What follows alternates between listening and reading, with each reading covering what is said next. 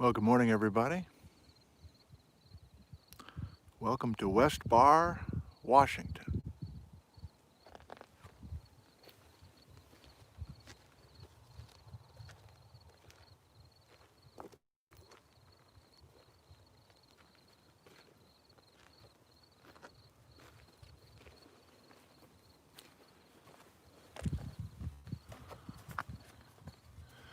The local time,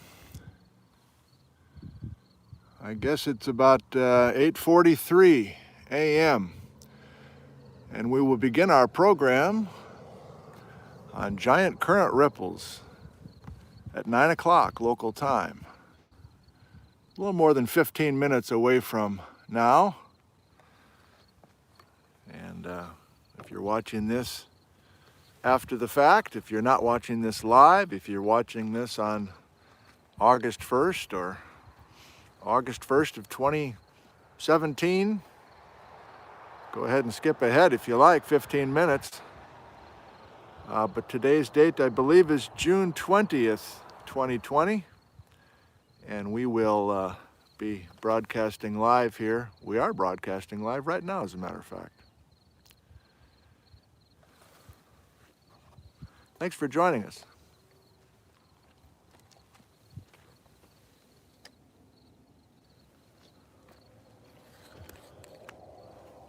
Are we functional this morning?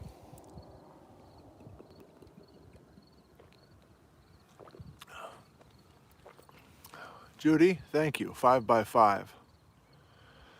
James, Star Climber, yes, sir. Lindsay, hello from Finland. Yes, good to see you guys. It's water. It's water.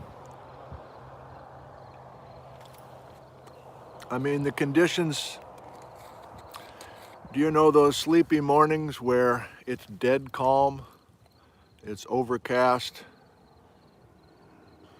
you know, feels like everybody's in bed? It's one of those mornings, and so it's extremely peaceful out here. I've been here maybe a half an hour, and I'm just starting to see a little bit of cars going back and forth on this little road going down to Crescent Bar. So I don't know, can you hear that? This mic and this little iPhone is so good. So when there isn't a car or two or a truck coming down this dinky little road, maybe you can hear some crickets.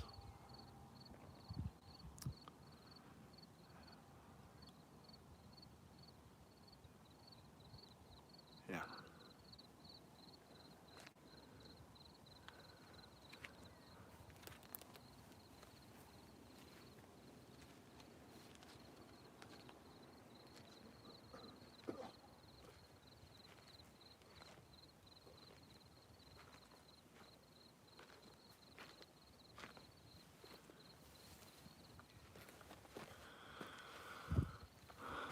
You know, I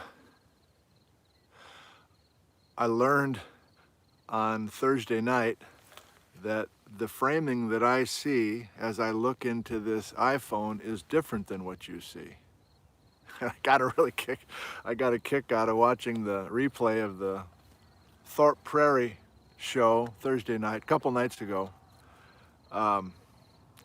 Because as I was looking into the camera, I was seeing certain landforms. Like right now, I can see the Columbia River is, like the Columbia River in the distance is there, etc. And I can see West Bar is here. But I noticed that when I was pointing all that stuff out, my head was like in the way of everything. You couldn't see Mount Stewart, you couldn't see the moraine I was talking about, etc. And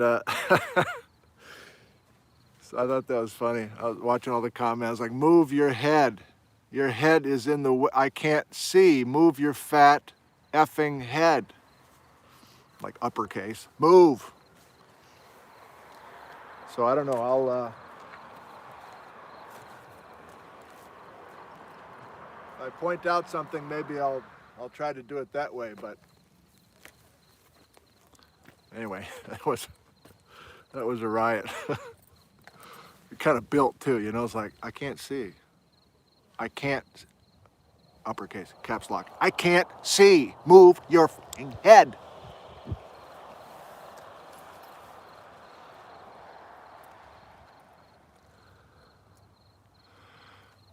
I think I forgot the schedule. Oh. Forgot to bring the schedule. So you are welcome to come back tomorrow morning, 9 a.m. Pacific time. I'll be back at the house. Yellowstone Geology, Sunday morning, 9 p.m. Pacific time, 9 a.m. Pacific time, Sunday morning. Hope you can join us. Let's say hi to a few folks, and then we'll, you know, there's a little rain in the forecast, but I think we'll dodge the raindrops. Mary in Jupiter, Florida, good morning. North Woods, loves Yellowstone, good to know.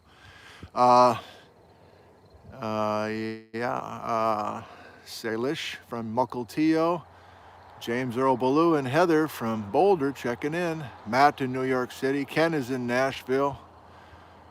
Do we have some distant lands people? There we go, Daryl in Australia. Letha Lee in Marysville, Prince George, BC, regulars checking in. Chowila, Gary's got some rain up there.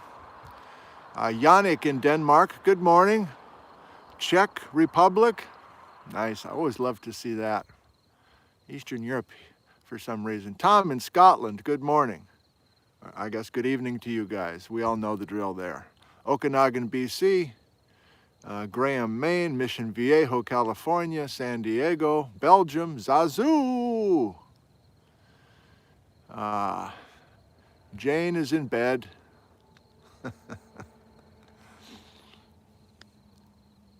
Can't read that. Something about Vanna White.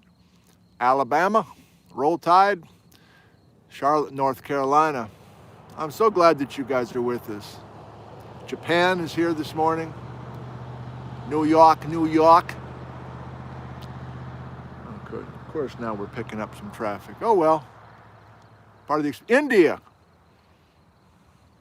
Thanks for joining us.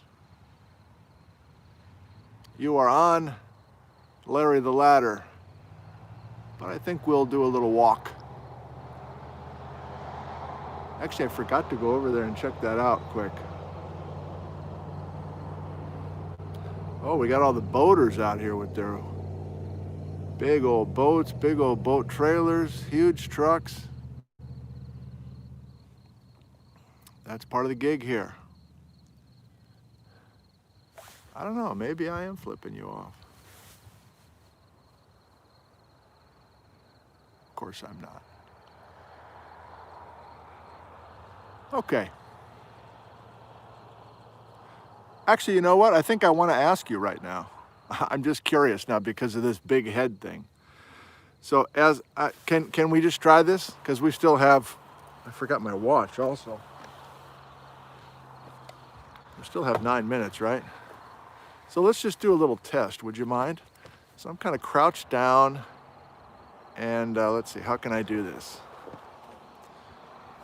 So I can see, so obviously this is the Columbia River, and the Columbia River is going through my head, and then it gets real narrow right there, right to the side of my head.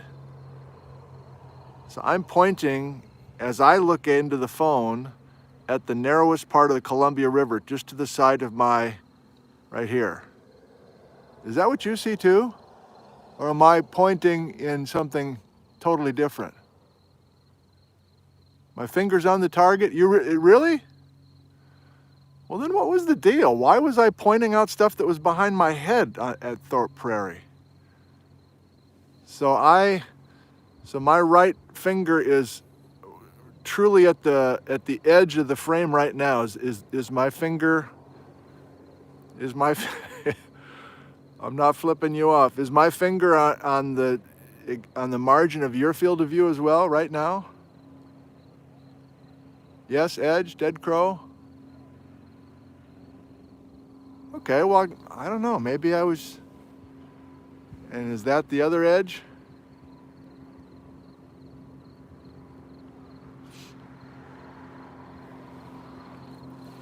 Okay, I guess my field of view is the same as your field of view. Still don't totally get why that's. We are doing the cozy fort because, well, I'll explain.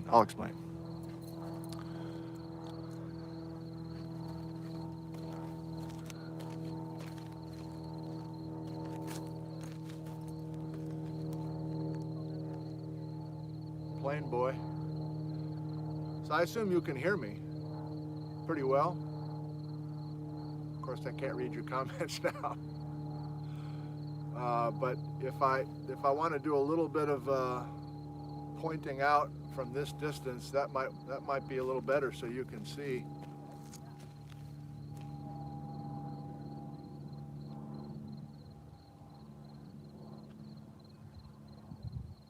So I'm in the field of view.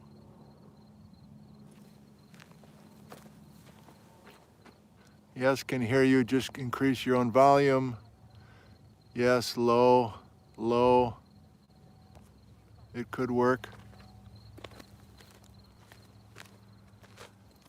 Hey everybody, welcome to Nick from home. Nick's not at home today. Actually, I have one thank you. And I have one thank you. So there were some other things that arrived at the house, but I kept them at the house. But I did throw this box into the van, and I wanted to thank this person. So, thank you. There, mission accomplished. I just said thank you.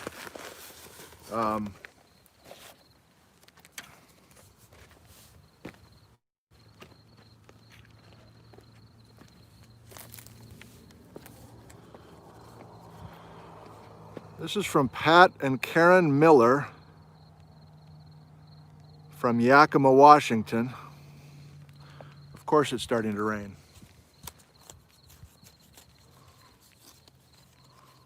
All right, we'll deal with it.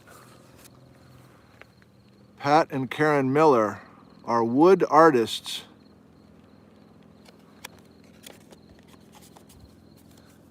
I better hustle up my thank you before this gets wet.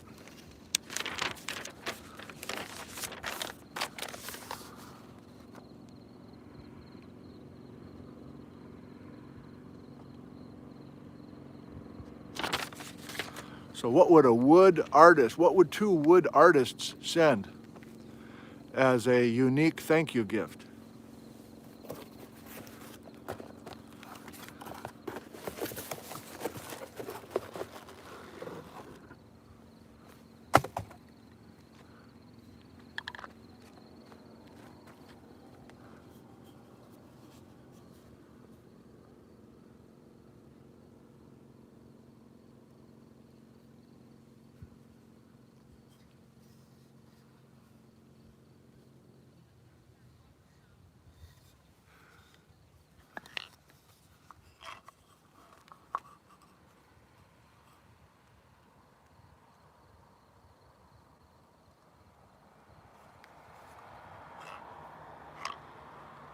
So some of you might know about my mishap with a rock hammer and some basalt columns. I took this out of the box and I'm like, wow, what artistry, what craftsmanship, and I'm not even sure the lighting is great so that you could really see what Pat and Karen have done here. And so I'm pretty much speechless at the generosity and the creativity. But then I like, wait a minute. I was like, oh no, is it broken? Did it get broken in the mail? Can you hear that?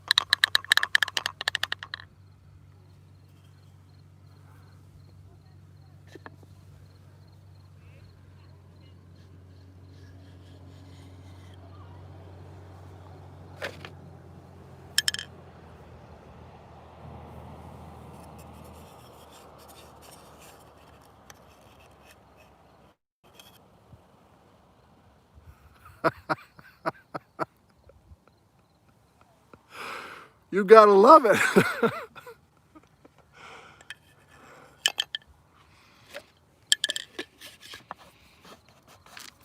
Oh, Daddy's getting emotional. Thank you, Pat and Karen Miller from Yakima, Washington. Tough to beat this. I'll have this in my office the rest of my career.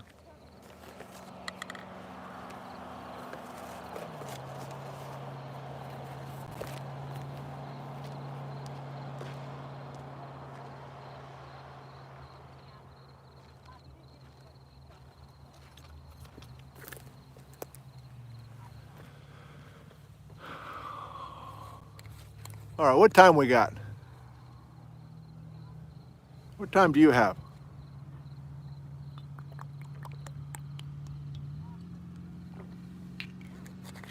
This is water.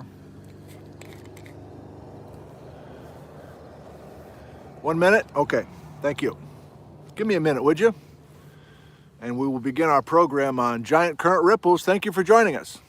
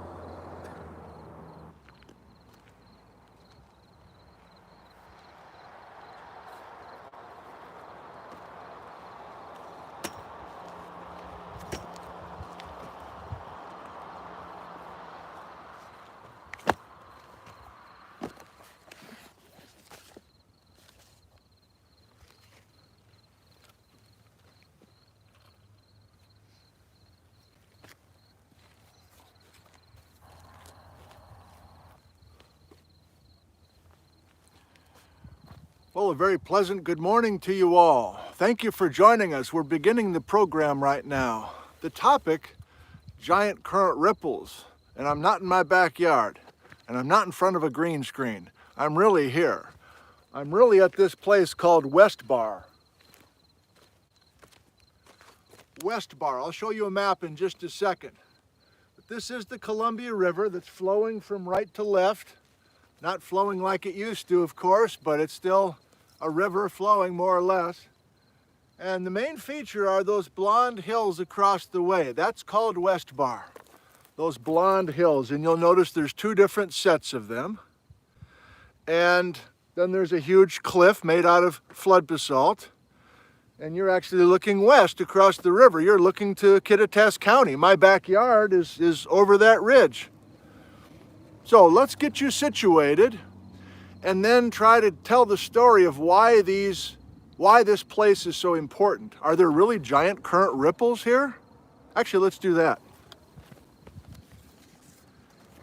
So here is, on this very calm, beautiful Saturday morning, here's an aerial photograph looking down, and you are standing on Larry Ladder right now, and you are at the red dot. And you're looking across the Columbia River to West Bar. So there it is. And there's an aerial shot. And you're like, okay, I guess that's West Bar. All right. And it looks like that. Fine. But it turns out those blonde hills are extremely important in studying the Missoula Floods story. And I'll cut to the chase. The giant current ripples were the smoking gun to finally turn the tide in J. Harlen Bretz's direction, starting in the early 1940s, and really not accepted until the 1970s. So, I don't know, we're really gonna have to work hard to see these ripples? They're hard to see here, and they're hard to see with this light. But let's put this in the hands of Dan Coe at the Washington Geological Survey.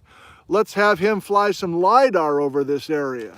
And let's look at the same area, now realizing that we can manipulate the shading. We can manipulate a lot of things to truly see the giant current ripples that are right over there. So this is a game where we actually need the right time of year, the right time of evening light in real life to max out these incredible features. But J. Harlen Bretz was here in the 1920s, and he was not able to see the giant current ripples here. If he had carefully delineated all of these giant current ripples here at West Bar in the 1920s, I think his acceptance would have happened earlier than it did. But as you'll hear this morning, it's very difficult when you're on the ground or even perched like this to truly see what Daniel Coe is able to show us. And so I have a combination of this kind of stuff for you, and I also have some video clips for you. So I've been over there once. I'll tell you that story. We filmed a program here, and you know that I've talked about Tom Foster a fair amount this spring. I would have talked about him anyway, because he and I made a lot of geology programs, geology video programs, and he created a website called hugefloods.com. But I'm using the past tense because Tom unexpectedly passed away in early March of a sudden heart attack. And we're all hurting and trying to process that. But I think of Tom every time I come here because he knew the perfect evening to come here and get the maximum shadows in real life, not with LiDAR, to do some photography. And so for 3 separate summer solstices, and that's about where we are now, right? We would pick just the right night, and we went out 3 different times, 3 different years, and we were perched not here, but over there on Babcock Bench, and Tom was a master, nobody better at photography than Tom. And so he was able to capture these incredible giant current ripples with natural lighting. And he was also able to look the other way, as we'll see with our little field trip, and see these incredible piles of flood gravels that also tell the story. So I have a rather ambitious plan of attack this morning, and I hope that you're okay with it. I want to do some stuff with Larry Ladder and talking to you just as I am right now. Got some things I want to read to you, that sort of thing. Then I want to go to the Cozy Fort. I want to show you some video clips. I want to show you some more of Tom's photos and some other experiences. And then I'm going to leave the ladder here. We're going to jump in the van. We're going to take a little drive just in this area on this very road that hardly has any traffic on it, as we've done a few times before with Gizmo. And I want to show you a couple of extra things that we can't see from this specific spot. So we're going to try to get the most out of our time here at West Bar, Washington.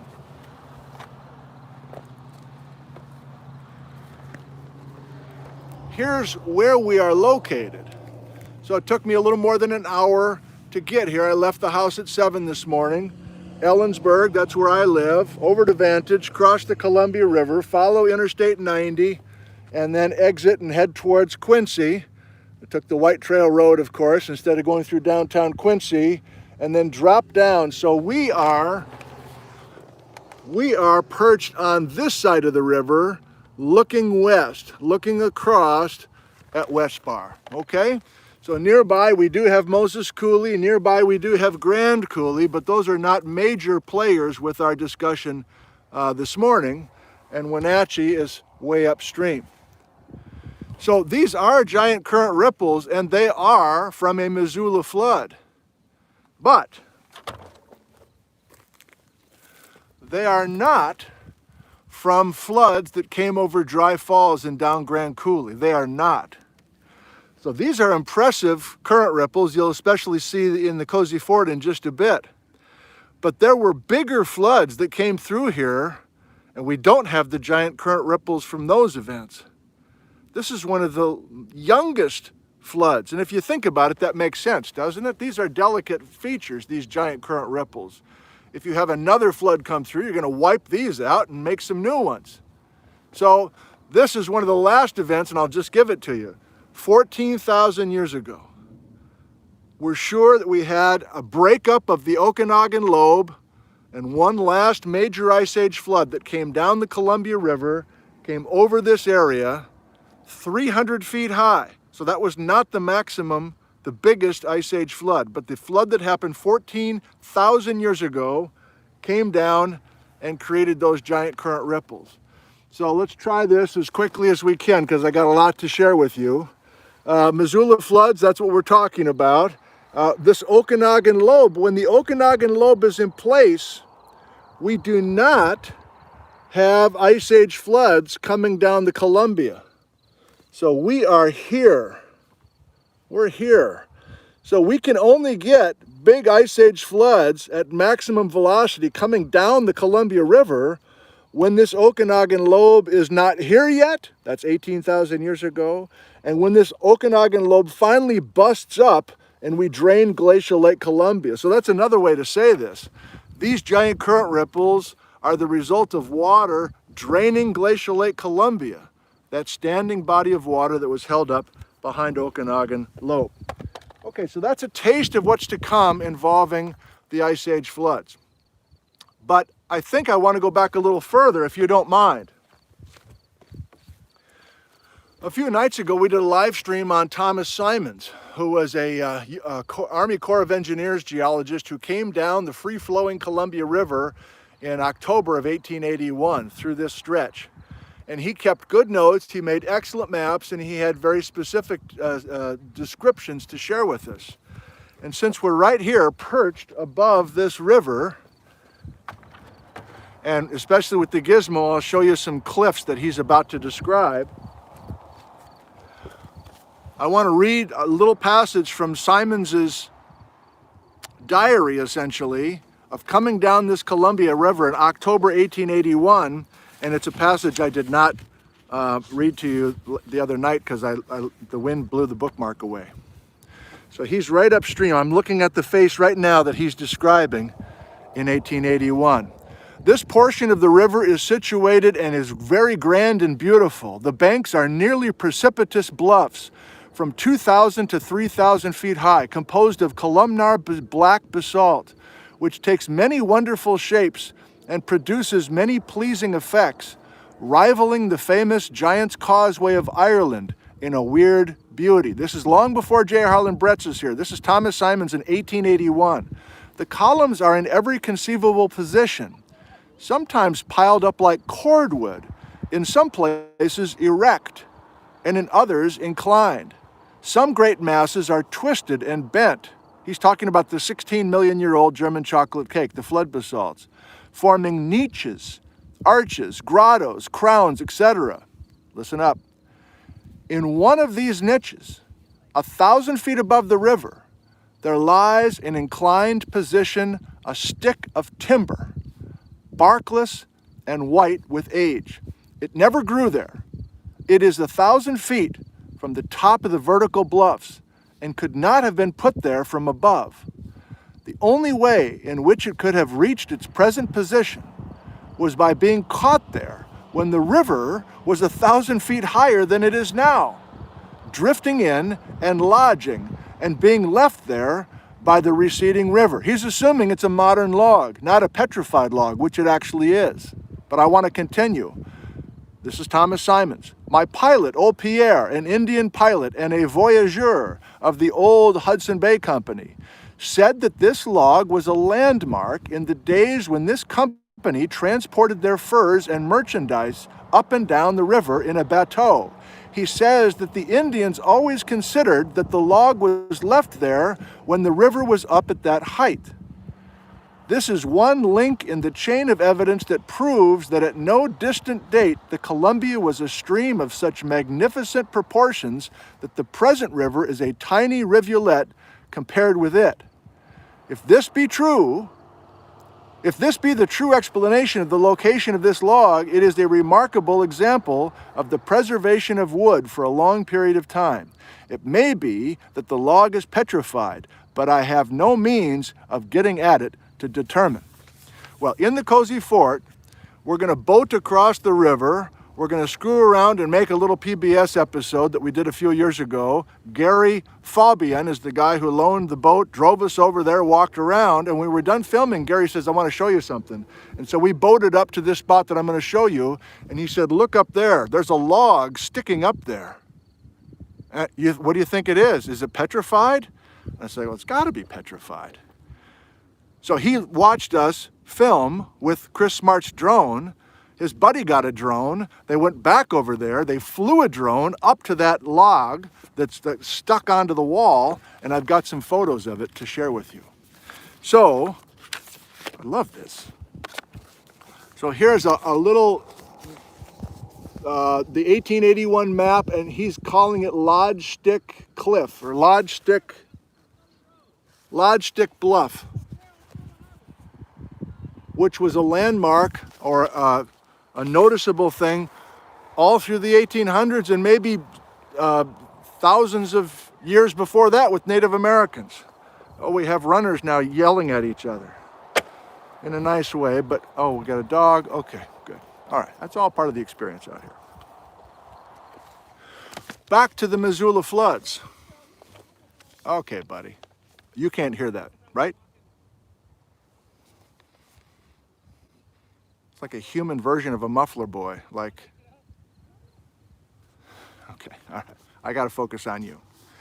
So I did a field trip here a few years ago. I made these maps, hopefully they will be helpful to you. This is the big event. If we're talking about floods, now Simons didn't know about the Ice Age floods, obviously.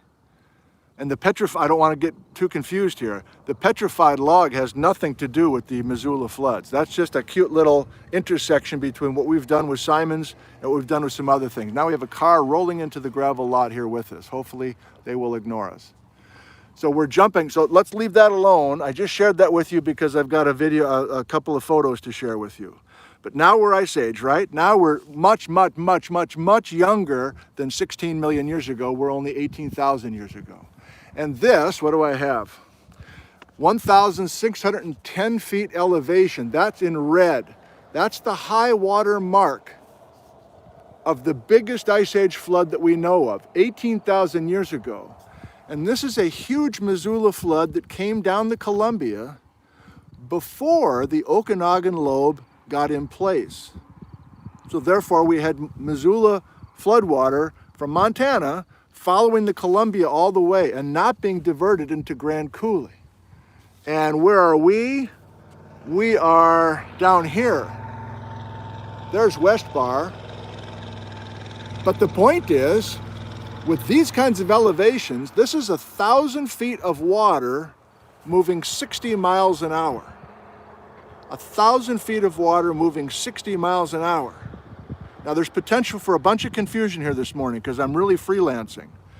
This is the biggest flood that came down 18,000 years ago, but this biggest flood did not make those giant current ripples. Instead, those giant current ripples were from a smaller flood.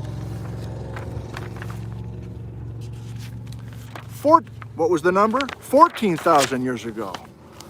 So here, I've used my color, so there's red, that's our high water mark. That's our biggest 18,000 year flood, you see it? But now we have orange, 14,000 years ago, the breakup of the Okanagan lobe and a smaller flood, only 300 feet of water, moving about 40 miles an hour, coming down over West Bar and leaving those ripples. So I just flirted with the idea, but I want to try it again. These are big, giant current ripples. We're about to talk about their dimension. Well, why not? Let's do it right now. But before I lose my train of thought, were there giant current ripples from 18,000 years ago that dwarfed those? I think the answer is probably. And they got flushed out of here with the next Ice Age flood. So like many kind of Pleistocene deposits, they're not solid bedrock, they're kind of piles of loose stuff, as you'll see in the visuals in the Cozy Fort. And so the next Ice Age event, whether it's a flood or a glacier, we're going to screw up those piles. And so we have these rather delicate deposits that do not last and do not stand the test of time. Okay, I have some stats for you. I'm really kind of now just setting you up for the cozy fort. He goes to his pocket. The giant current ripples at West Bar, well, we need a food prop. What would be a good food prop, kids? What would be a good food prop for those giant current ripples? And you can't even see them in real life, but you saw them with the LiDAR.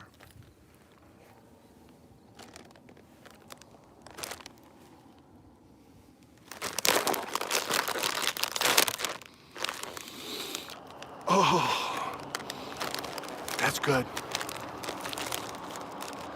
This episode of Nick from Home brought to you by Ruffles potato chips. You gotta love it. So as we'll see, especially with the cozy fort in just a bit, geologists have been over there to measure the giant current ripples. And Joseph Pardee,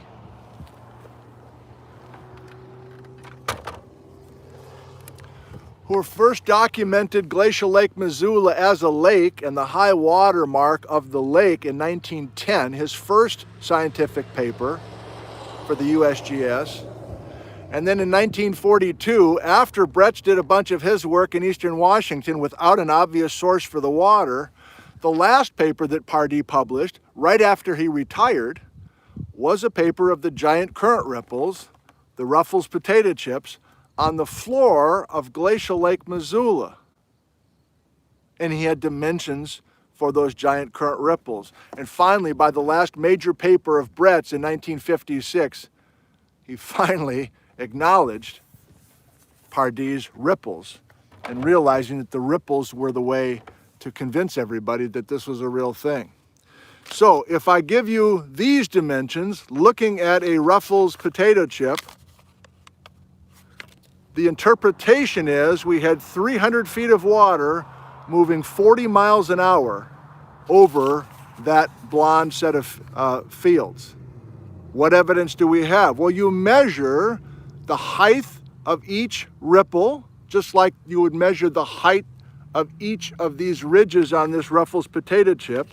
What's your guess? How tall are those individual ripples over there? It's tough to see from here. You can't even really see them. But if you can go over there and walk around, how big is each ridge? The answer is an average of 30 feet. 30 feet tall, each of the ridges on the potato chip. How about the spacing to go from one ridge to the next? In real life, if it's a giant current ripple set, you have to hike. How much do you have to hike to go from one ridge top to the next? The answer is one football field, 100 yards. Right over there. So if you do some simple math, and Vic Baker should also be thought of. So really, if we're talking about giant current ripples, and we are this morning, then I think we should be talking about two people. Joe Pardee over in Montana, and Vic Baker, who came back to these ripples that were described mostly by Pardee, but then eventually by Bretz, and he crunched the numbers on this. How deep must the water be? How fast must the water be? And work up some relationships between the size of these ripples and the speed and depth of the Ice Age floodwater. Before we go to the cozy fort, I have a couple more things.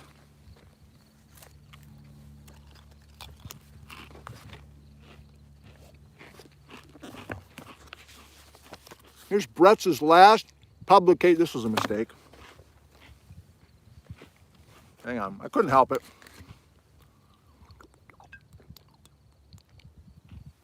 It's water.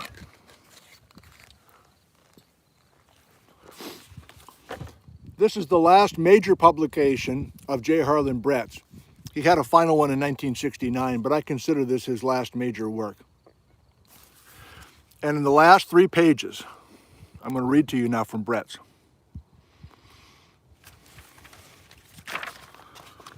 He talks about the water coming from Glacial Lake Missoula, and the evidence are these giant current ripples in Montana at a place called Camas Prairie. Here's Brett showing us how's the focus? Here's Brett showing us a cross-section of one of the ripples. But before I read this, is it clear to you? If you have ripples, you have fast-moving water.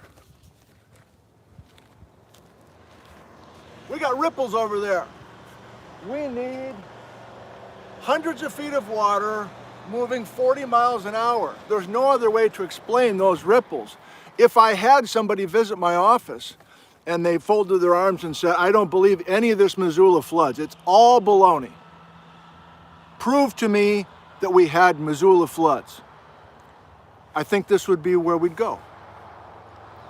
He's like, well, wouldn't you go to Dry Falls? Well, it's a big cliff. There's other ways to make a big cliff. Wouldn't you go to, I don't know, where else would you go? I don't know how you explain those ripples if you don't have a huge flood of water. So here's Bretz in 1956. The source of water. Of the 4 theories for the origin of the channeled scabland, 3 obtain water from the channel making from original marginal and near marginal glacial wastage. So he's in his 70s. He's over 70 years old and he's still talking to pretty much everybody who's a critic of what he's been doing his whole career. So he's saying 3 out of the 4 ideas to explain all these features, including these ripples. 3 of the 4 ideas that continue to be talked about involve normal glacial rivers in front of a normal ice sheet. Given a forward movement of the ice sheet adequate to replace the waste, the meltwater rivers can continue to flow indefinitely. At no time, however, can they become enormously swollen streams the flood theory asks for. Realizing this, and aware that many gravel deposits are huge river bars, the ice jam theory endeavors to supply the necessary volume and depth of sporadic floods from the abrupt failures of local dams. The flood theory asks for water enough delivered to heads of all the main channels to initiate the entire system simultaneously. Suggestions that the glacial margin shifted sufficiently in proper places to make at least the Grand Coulee Quincy Basin and the Cheney Palouse route sequestial have been rejected, as of course has been the idea to operate a smaller glacial streams through a long time could produce the great bars, rock basins, cataracts, and divergences. What source for this unprecedented volume in a short time? The flood theory was without a plausible cause for some years, although it was constantly strengthened in the opinion of its protagonists by continued discoveries of more evidence for its verity. Then the addition of 2 and 2 to make 4 occurred, a simple addition that should have been made much earlier.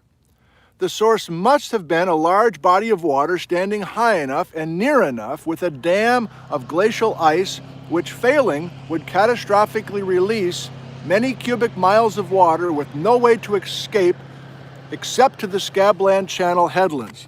So here's Bretz, 1956, finally printing in one of his papers the source of much of the Ice Age floods. There's another reason. I don't have time. Okay.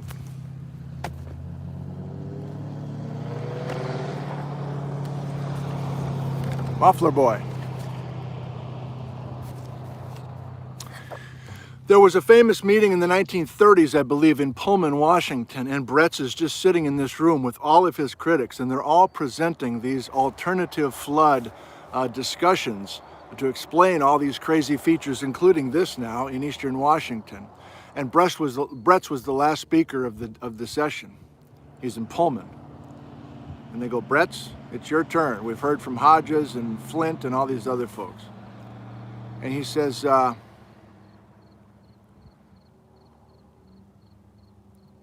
about we jump in our cars? Let's all just drive to an actual place.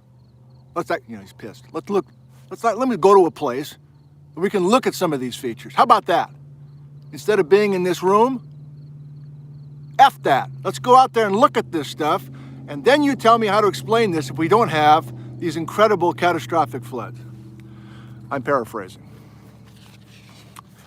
But in John Sonickson's book, talking about the history of Bretz, he does a nice job going back to Pardee, who is just about to retire from his long USGS career. And I'd like to read this very briefly to you, and then we'll go to the Cozy Fort.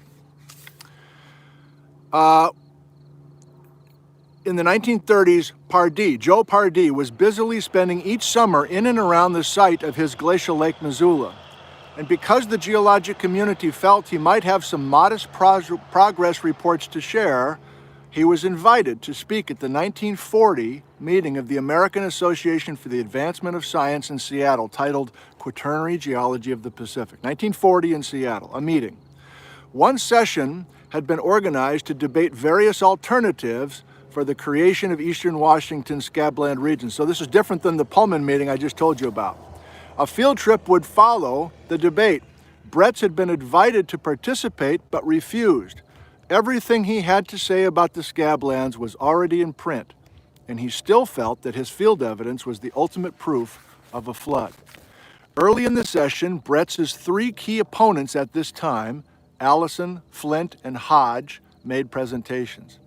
Finally, after 7 speakers had appeared at the podium, Pardee rose to speak on his findings at the site of glacial Lake Missoula. His paper's unassuming title, Ripple Marks, ?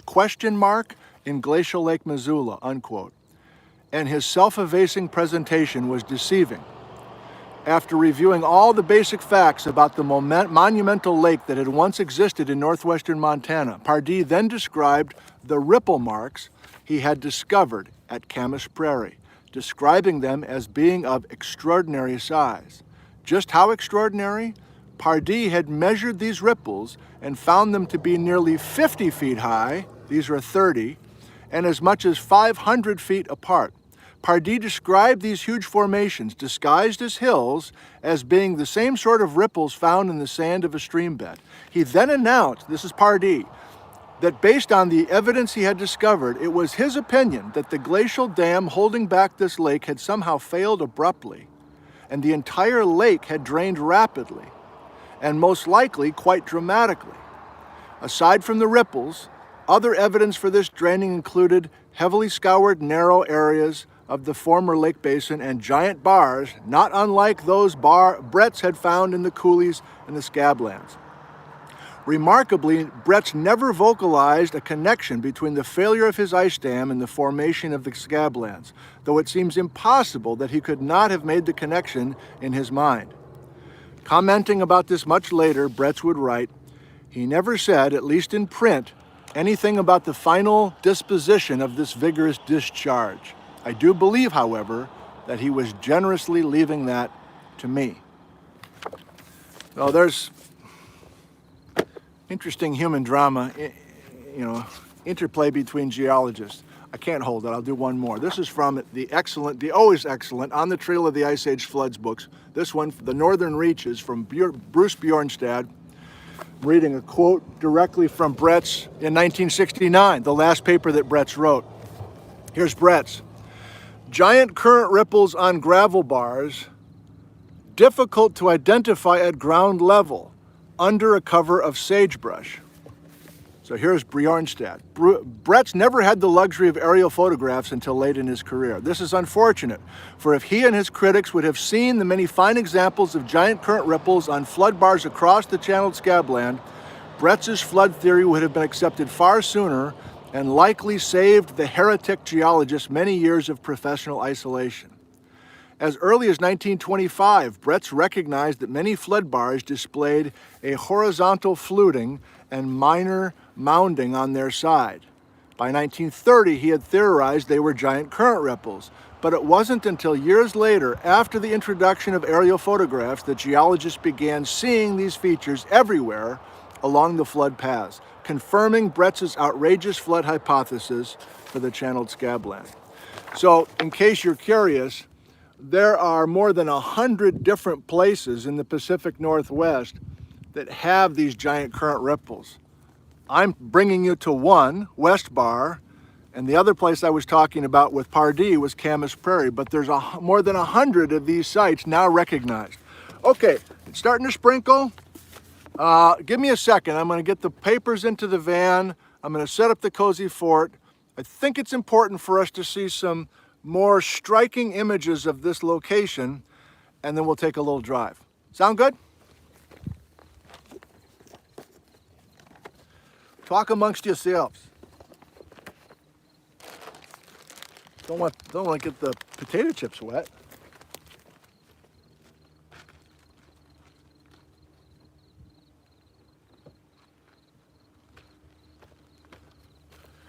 Gizmo's in the passenger seat.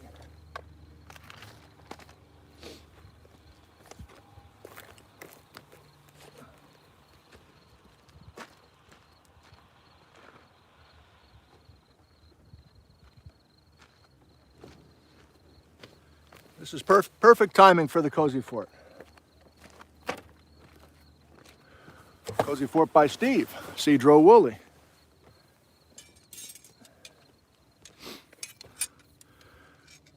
Those watching in other parts of the world, if you ever do make it here to the Northwest and you want to look at geology stuff, I think this place needs to be on your list. I mean, you can do what you want, but if you catch the right night, as you'll see in just a second,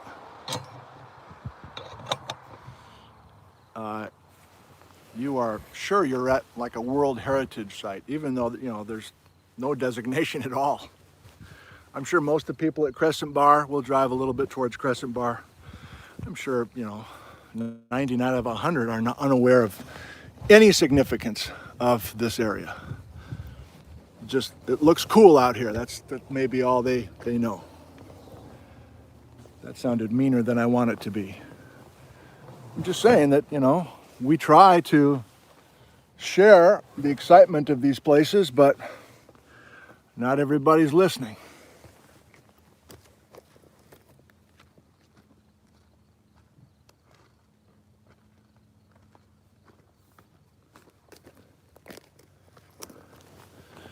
Including all the vice presidents of coffee filters back at school. Okay, I'm going to crank the volume to explain the amazing gift that Pat and Karen Miller, that I shared with you before we started. I might as well just make sure everybody is in on the joke. So Drumheller Channels, I don't know how many bars they have a coverage over there. That would actually be an interesting place.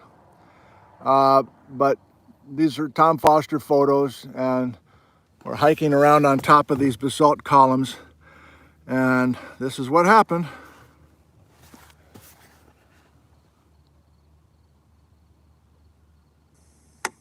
Top of a column, top of a column, top of a column. Hello. Beautiful show. Oh, shit. We'll be back with a big bag.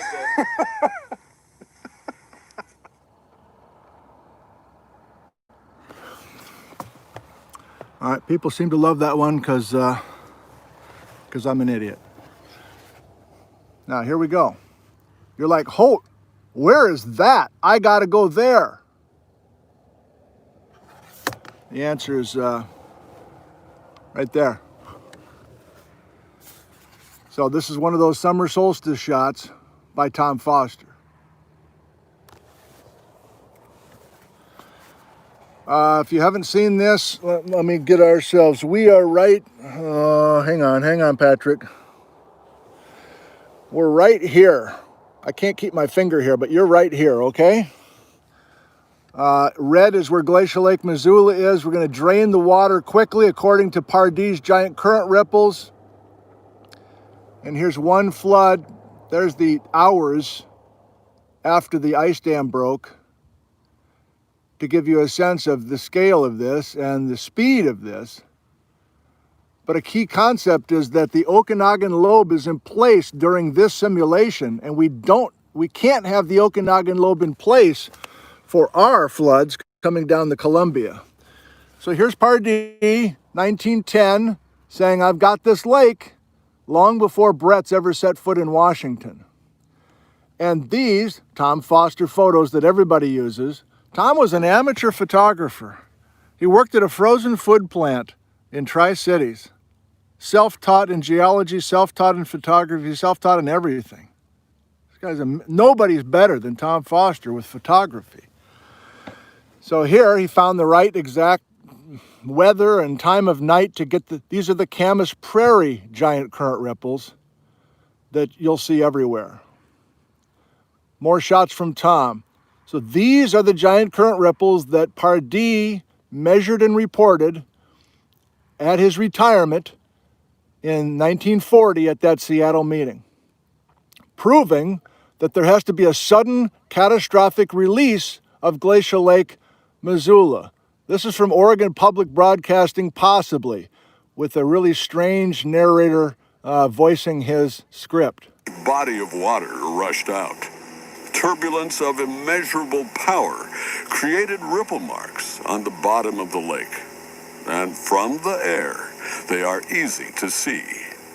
They look much like the ripple marks one sees on an ocean beach. But the ripple marks at Camas Prairie are gigantic, and they are made of coarse gravel, not beach sand. Some of them are 30 feet high and are spaced 250 feet apart. Massive excavating equipment used to quarry gravel here is dwarfed by the ripple marks. It is easy to understand how these huge land features were. So they didn't have the right time, obviously. They didn't have the pop of Tom Foster's stuff, but they did a nice job of trying to capture that. That's about the only clip I've seen, video clip from Camas Prairie, that has a decent look. So when the Okanagan lobe is in place, we can go to the Gold Star. Again, I feel like I need to show you where we are. We're down here, West Bar. So when the Okanagan lobe is in place, we cannot do this ice age flooding down the Columbia. And you may have seen this. We tried with our PBS program to at least give a sense of the speed of this water. Is this thing playing? I guess it's not. Wait, why isn't it playing? Okay. So this is not the water that came over West Bar. This is the water that came over Dry Falls multiple times when the Okanagan lobe was in place.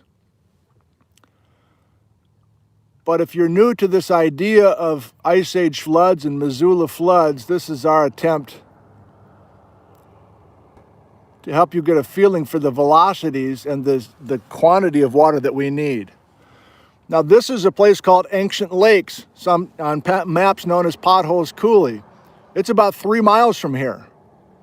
So we've got a Dry Falls scene just down the road.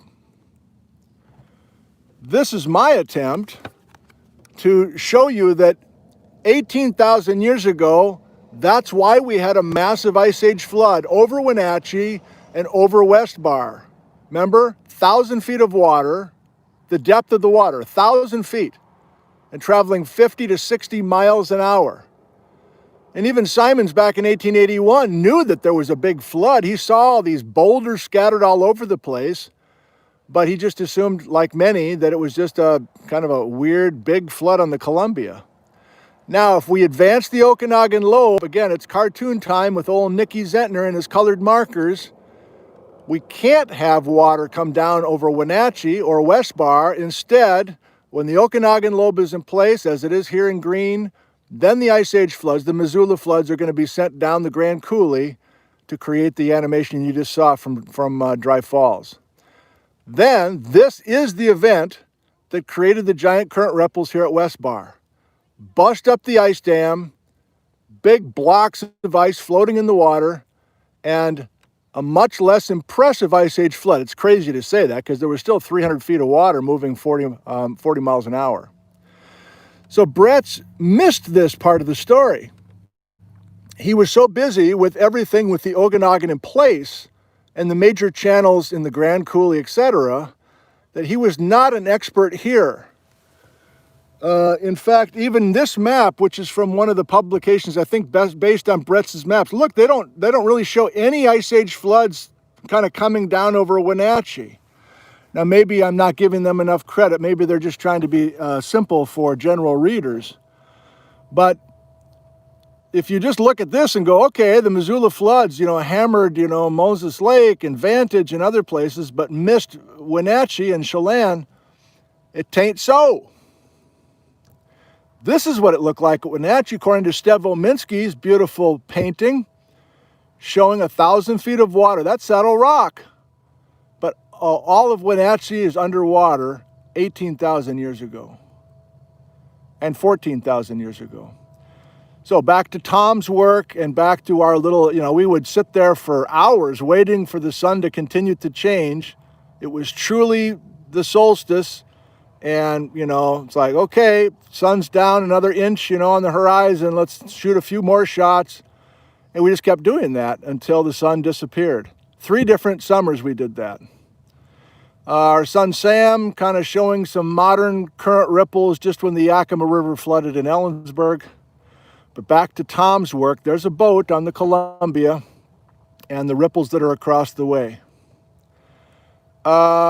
Okay, yeah, so I forgot I had this in here. So we did make a little 2-minute geology episode. The 3rd summer we were there on solstice, and I don't know how many takes we did, and then finally the light was finally right before the sun kind of disappeared behind the ridge. So Tom said, just do one more, real quick, go. These are current ripples made out of rocks, up to 5-foot boulders on West Bar. This is not wind making these ripples. You need a lot of water, moving quickly. The Ice Age floods. That's why this is an important site for us. Studying these giant current ripples helps us reconstruct the speed and the depth of the Ice Age floodwater. Each ripple is more than 20 feet high. The spacing between these giant current ripples, up to 100 yards from ridge to ridge. The water here was traveling more than 65 miles per hour. The water depth was higher than where I'm standing right here. Incorrect. Cruising over this scene. Incorrect. And it's not just here at West Bar. We have giant current ripples all through the Pacific Northwest, more than 100 separate sites. And giant current ripples at Camas Prairie, first discovered by Joseph Pardee in Montana, proves the sudden release of the water of glacial Lake Missoula. Giant current ripples near Trinidad, Washington. It's all out here to see. So that's Tom Tabbert, who flew over from Spokane in his trike before we knew about drones. Right here for you and me. Bjornstad now has a nice drone video from West Bar as well. So here's to you, Tom. We all miss you. Chris Smart has since made a program and got some drone shots from West Bar as well. I showed you this on paper. Here it is again.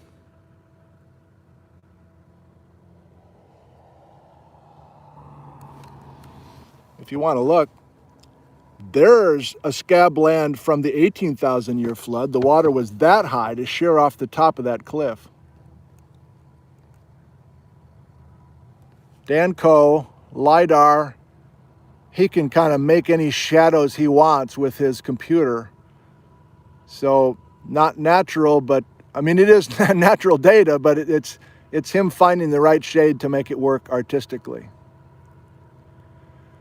Now, there was one last flood, according to Richard Waite, that came down directly from British Columbia 13,300 years ago. And that's his interpretation for that lower shelf that we're going to see. I guess we got some boats on the river now or something. I don't know. There's some noise now. I'll have to deal with it. Speaking of boats, so I never had gotten over to West Bar. You can't drive there easily. It takes hours on really rough roads, Jeep trails. Not even that. So a fan of the program, Gary Fabian, says, I live at Sunland. I got a boat. How about you come over? I'll get your film crew over there and we'll make this all happen. So a couple summers ago, I think it was late September. What is going on? It's a choo-choo train. Oh boy, it's a long one too. So I'm just gonna power over it, okay? Right behind us here is a big train. So Gary, can you still hear me? Gary boated us across the way.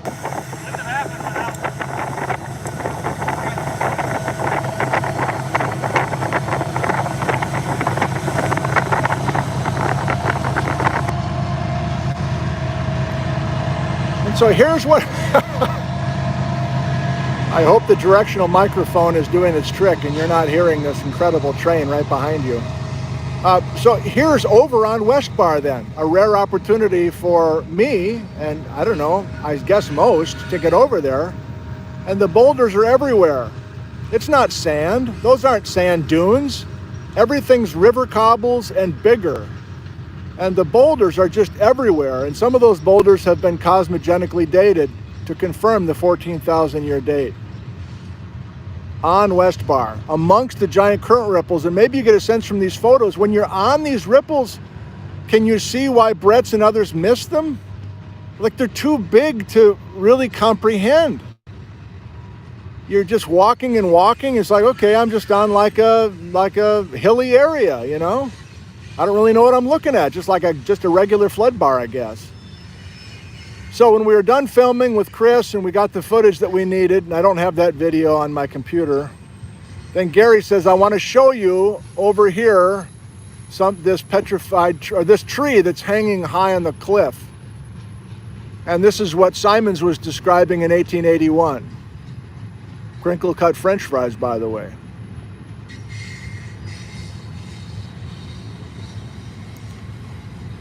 Now, do you have good eyes? Do you notice anything? This is a shot from the boat looking up to the wall. There. That's Lodge Stick. That's the landmark that all these guys 100 years and more earlier would notice from the river. And there's another log here that's shorter.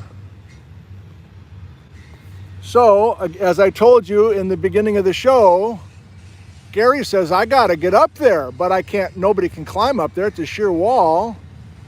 And I'm thinking, I'm sure it's petrified, Gary, it can't be just a log hanging out up there. So he said, well, let me get my buddy, we'll get a drone, we'll fly up there. And so there's a drone shot hovering right next to that petrified log. And again, if you're confused, we're jumping now back to the time of the diamond chocolate cake, 15 million years old. And a petrified log in amongst the pillow basalts that just happened to be exposed by the erosion of the Columbia River and the Ice Age floods. So these, I don't think these have been shared by anybody to this point. And my feet are getting wet. I can tell it's raining pretty good now, so we're almost done with the cozy fort. So there's what we just saw. Now here's a couple quick shots of this thing from the drone as well. So it's petrified log for sure, lodged in amongst the pillow basalts. Oh, and then a quick little preview of tomorrow morning from Pierre, the artist in Boston, who made this and sent this saying, you're doing a Yellowstone show, let me make you a little coming attractions. Yellowstone geology. No sound here.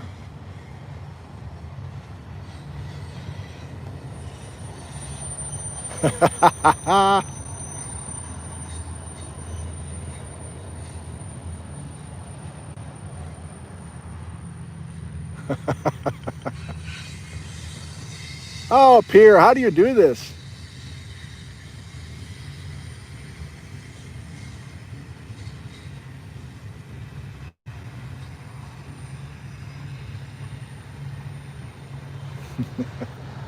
Muffler boy.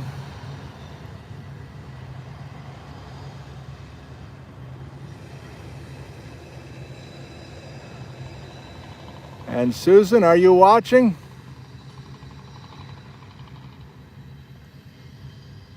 Susan, are you watching?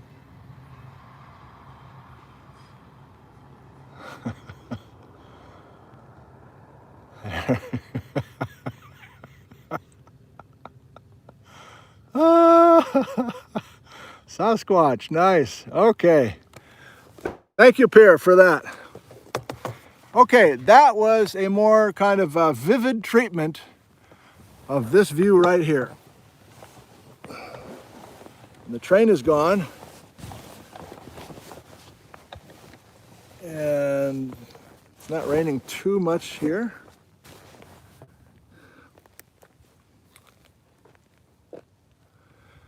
Actually, you know what? While you wait for me to pack a few more things into the van before our little drive. What time is it, by the way? Why didn't I bring my watch? What time is it? I'm going to, thank you. 10 minutes? 10 minutes to the hour? Let me reposition you on Larry Ladder towards the cliff that has the hanging log. You won't be able to see it, but at least I can show you that. And that'll give you something to look at while you wait for me here.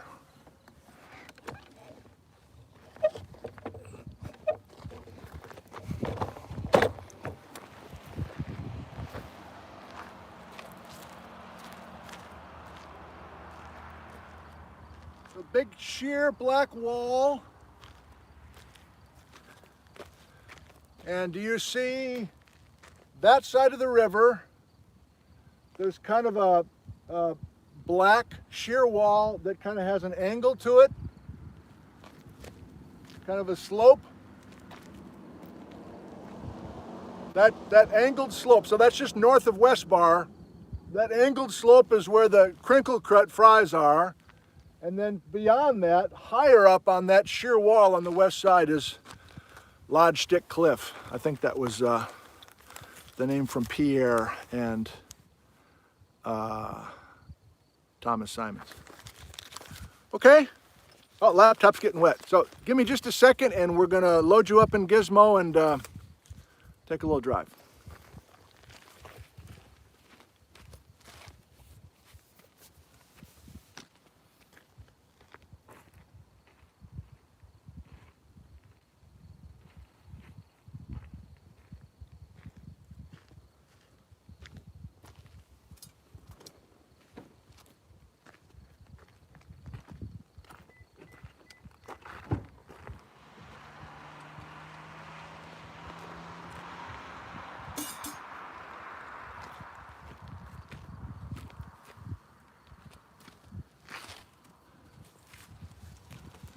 Gotta pack up my chair. I don't want anybody taking my chair. They can take Larry Ladder, but I can't. It's my favorite chair. Nobody's gonna take that.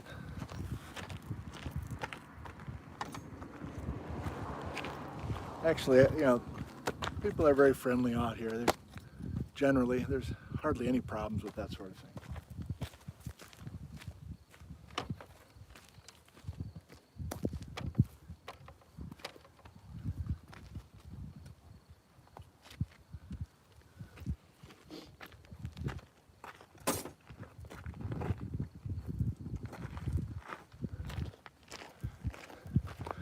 So I do have some things I want to show you, but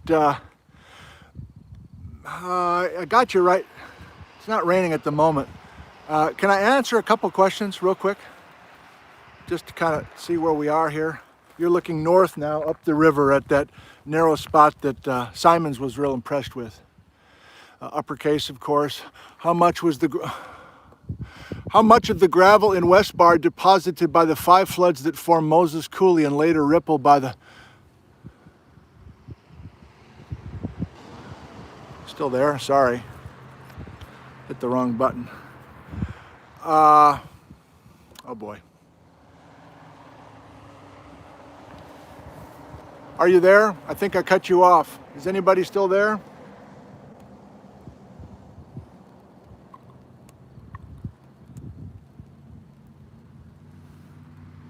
Seriously? You're not there?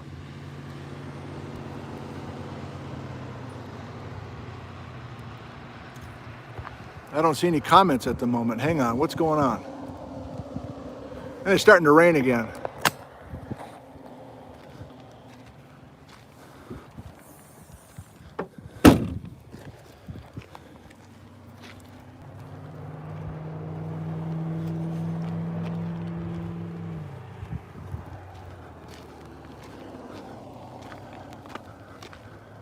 I think I'm live, but I don't see any comments right now. Why is that?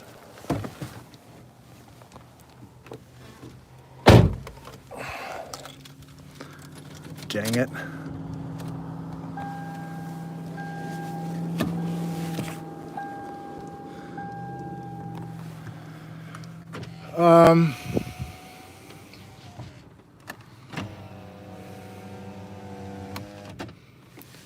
It says I'm still live. I'm assuming you can still hear me, but why can't I see the comments? I don't want to proceed until I know that we're communicating. What's that?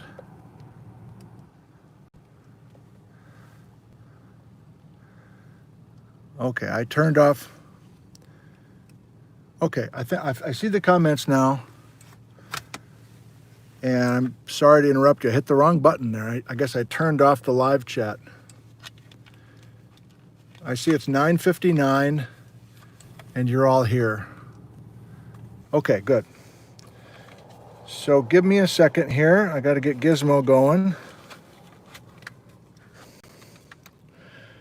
And we'll take a little drive. Rachel, easy mistake. Thank you. That's very nice of you to say something like that. Dale, hold on to your cookies now.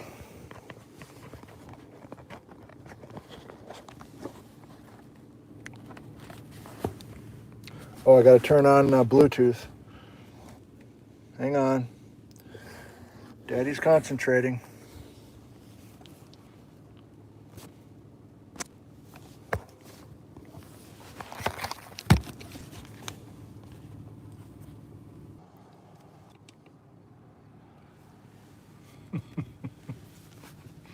God.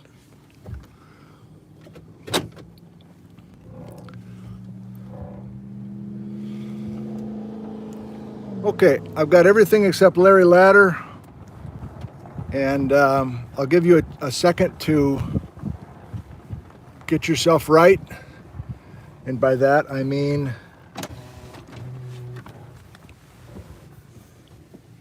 refreshing your browser, your gear down in the lower right, playing with that.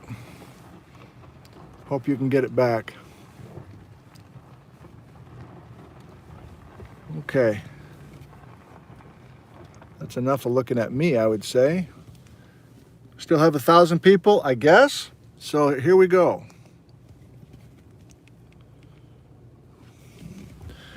I took a little drive this morning.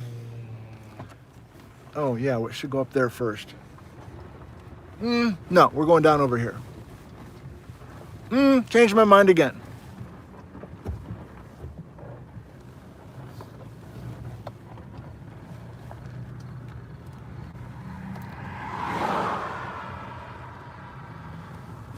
So I know there's good coverage here. You're going to see some raindrops. You can handle that.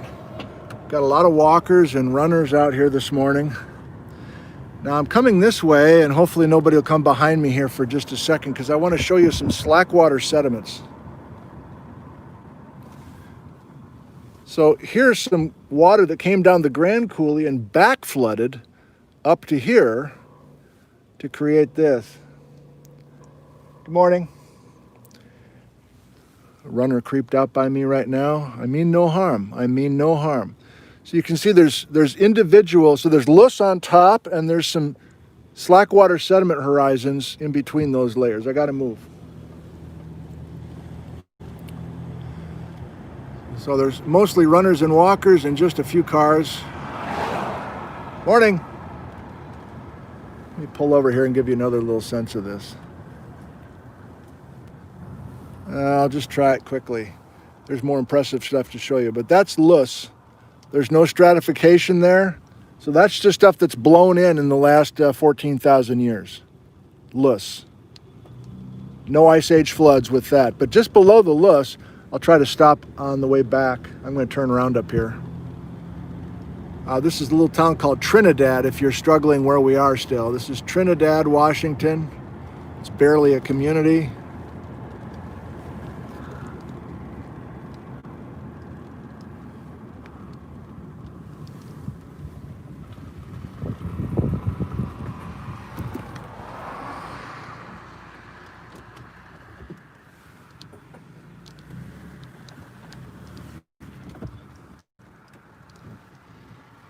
getting wet. This is good timing.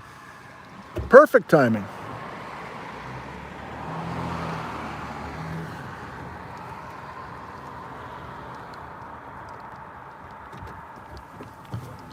I got the windows open, no big deal, no big whoop. I got the laptop protected. I'm mainly talking to myself now. And of course somebody behind me. So I got to get off this road here. I need to concentrate. I'll be with you in just a second.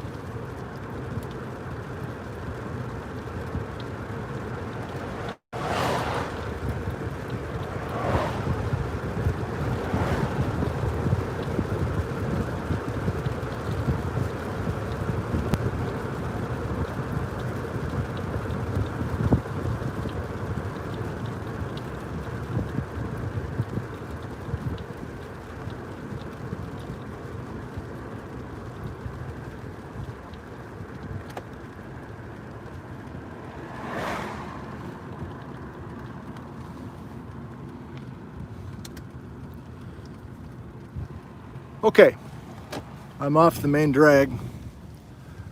Really gonna freak this gal out, so. There's a reason to come down here.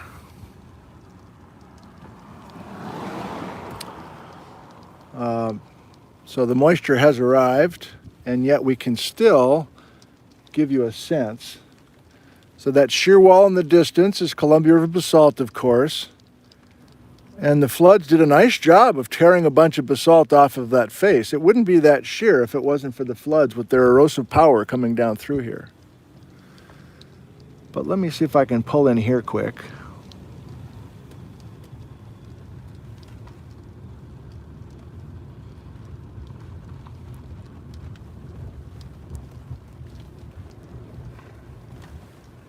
I'm just doing some geology.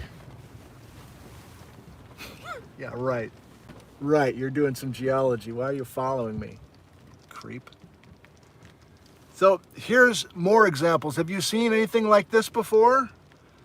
These are what kind of normal flood deposits look like. Each of them are packaged. There's gravel making this up. And if I continue to kind of wander here,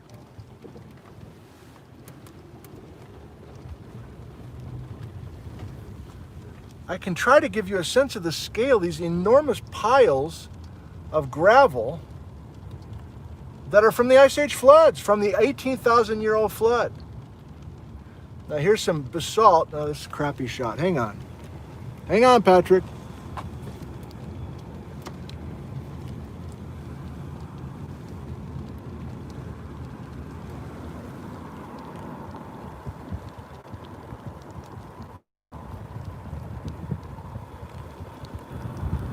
God dang it. Come on, Gizmo.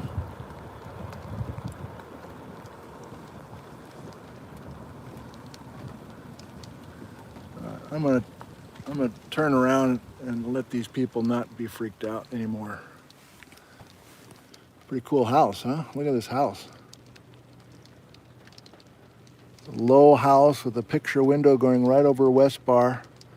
And in the far distance is the Gorge Amphitheater. If you've heard of the music place, that's on the horizon down there. You're looking south right now.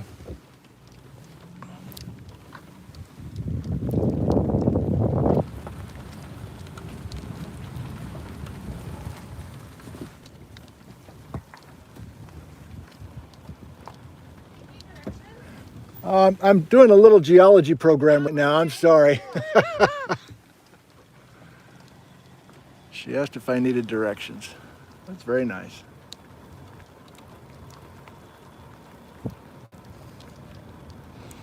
Yeah, let's try going this way and see if I can give you a decent view.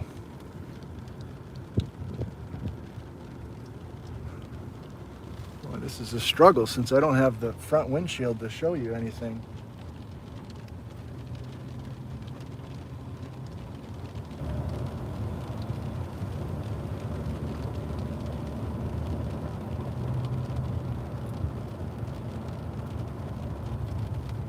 All right, another shot.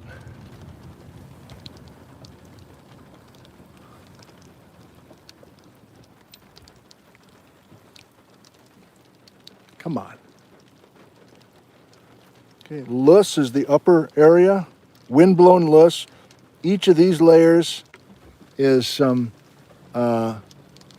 flood-deposited gravels way up this high. I mean, look how high we are above the river. There's a boat for scale, by the way. Look at how high we are up above the river, and we have Ice Age flood deposits that came down the Columbia 18,000 years ago.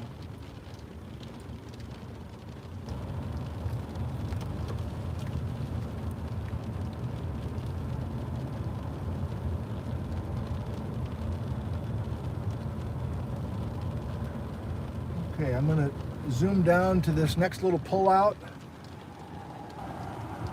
and I'll be able to show you some much larger, more impressive flood gravels. But even that view, you see all those tan hills on the right, that's one huge Ice Age flood gravel. Now I'm getting excited. This is the spot we were just standing on, and everything is a pile of marbles deposited by the Missoula Floods 18,000 years ago.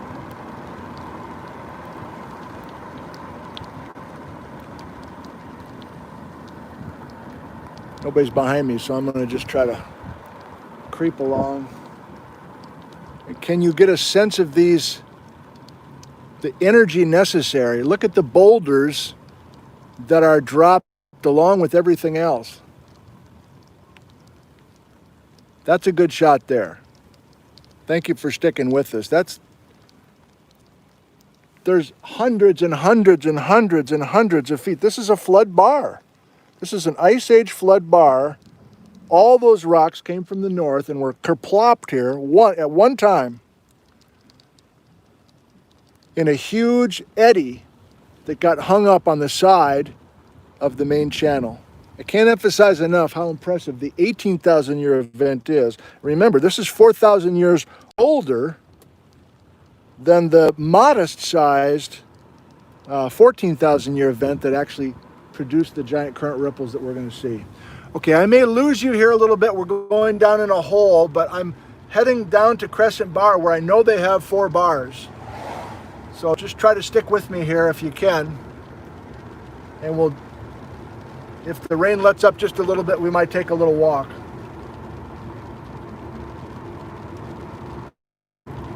I think it's going to get down to 1 bar here, just for a stretch.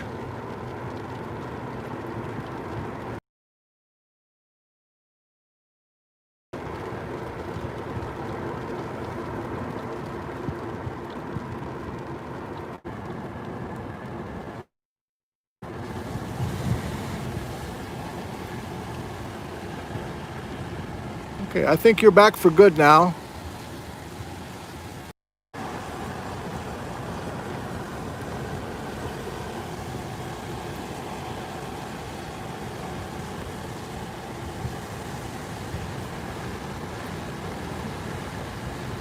We're losing people left and right.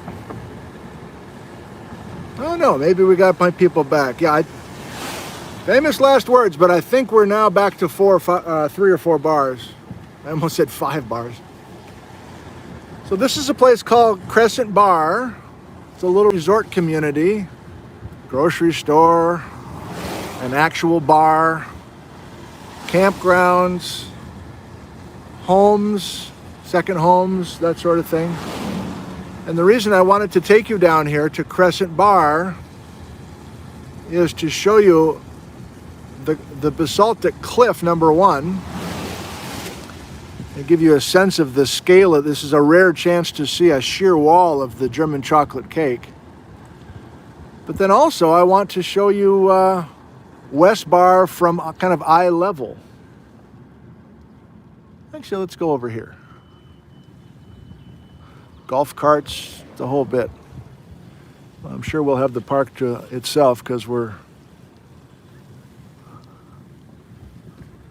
kind of moist.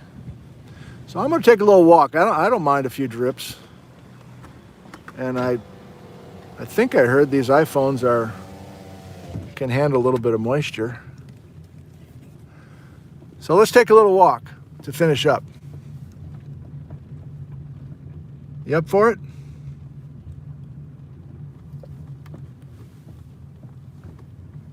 It's all managed by Grant County PUD, I believe, Public Utility District. Yes, there's campers, there's boaters, golfers, drinkers. Okay, windows are up. It's weird to see green grass, like mowed grass. This is the desert, but this is obviously a different way to enjoy the desert. So I think I'll come over here to the river and give you a sense of the ripples from ground level, see if that does anything for you. I can point out a couple more things as well. There's just a few sprinkles right now.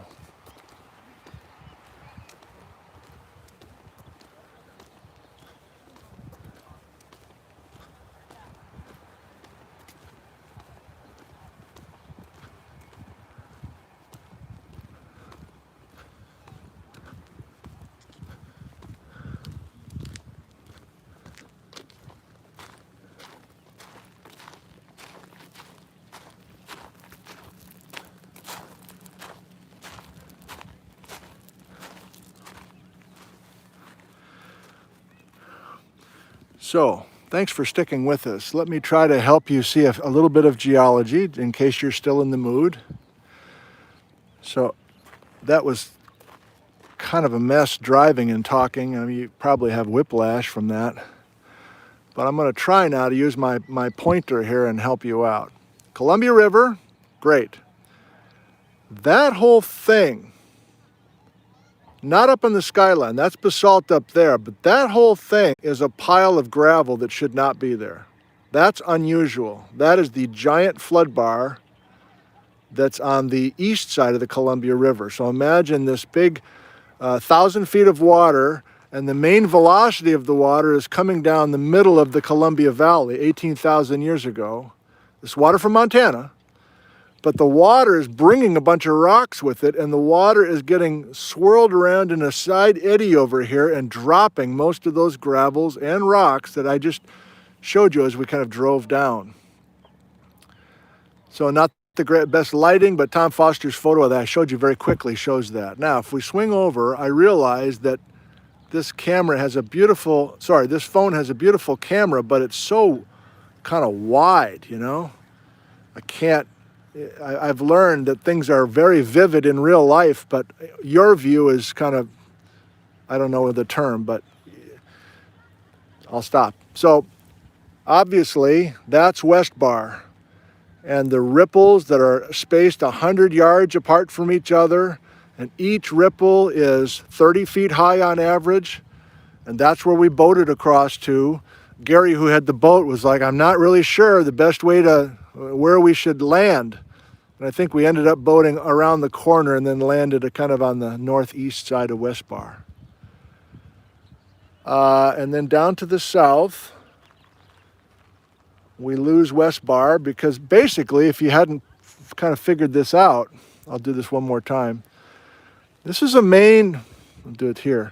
This is a big turn in the river, right? This is a big bend in the Columbia River, and so therefore the Missoula Floods, when they come through here, are coming around this big turn. So it's not an accident that West Bar is on the inside of this curve.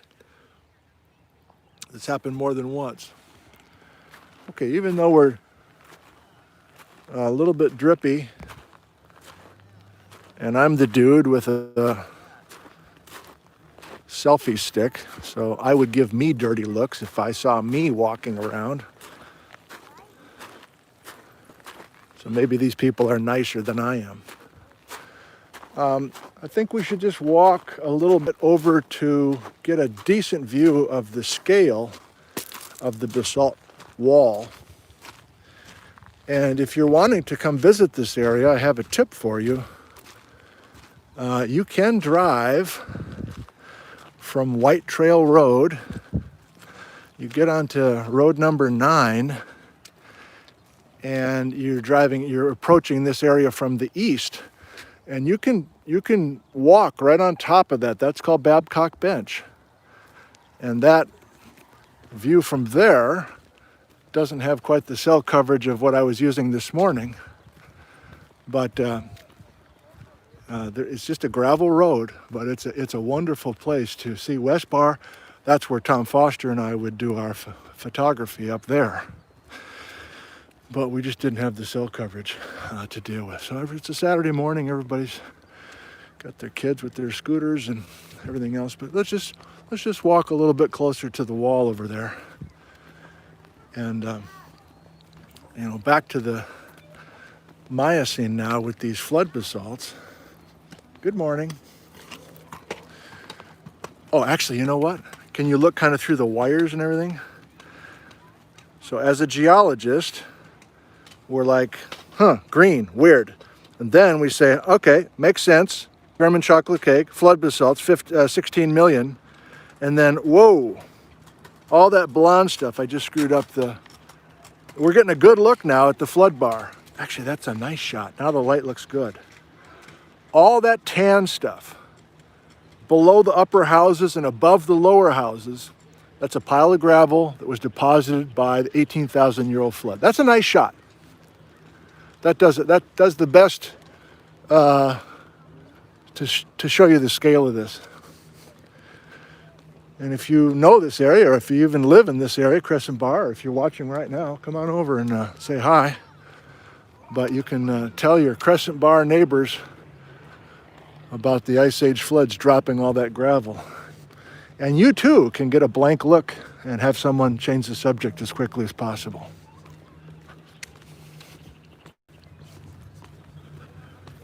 What's that? Oh, no kidding. Yeah, interesting. How do I get out of this conversation? This guy's talking about geology. Okay, hey, look, a bald eagle. Let's go look at the bald eagle. Okay, that's the end of my little performance. If you're a literal person, there's not a bald eagle. I was just pretending to be a person bored by talking to me.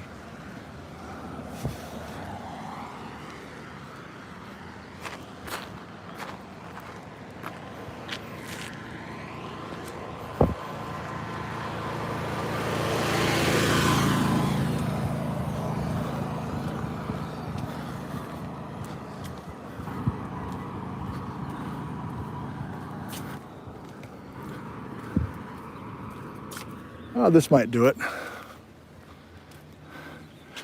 So the sun's kind of in the wrong spot for us, but that's a pretty cool wall. And if you're curious, I would guess there's about 6 Grand Ronde flows there. 6 separate eruptions of flood basalt in that wall. And remember, there's 300 layers and maximum thickness of the German chocolate cake, 3 miles. So even though this is a nice little exposure, it's just a portion. And if you're curious, I don't see any petrified wood up there, although I have heard rumors that people know where on that wall there is some petrified log material. But now that I think about it, the top is the vantage horizon, the top of the Grand Ronde. So the famous ginkgo forest would be at the top of the cliff, and that was swept clean. Actually, that's another thing to say. Now I'm getting carried away.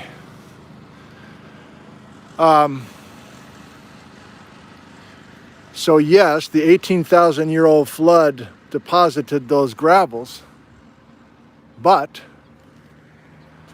yes, 18,000 years ago,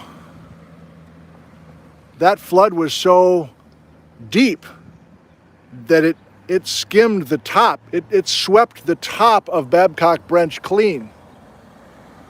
So everything you see was underwater with the 1,000-foot thick 18,000-year-old flood. So that's another reason to get up on top of Babcock Bench and walk around up there.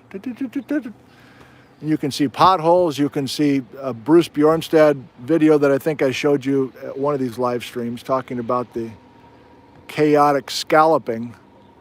What did I call it? Kind of a worming scalloping. If you remember that show and that shot, it's right up on top by that. Oh God, there's a cell tower up there. Maybe there is coverage up there. Huh. Okay. Oh, there's another train shot. too far away probably to see, but there's a train.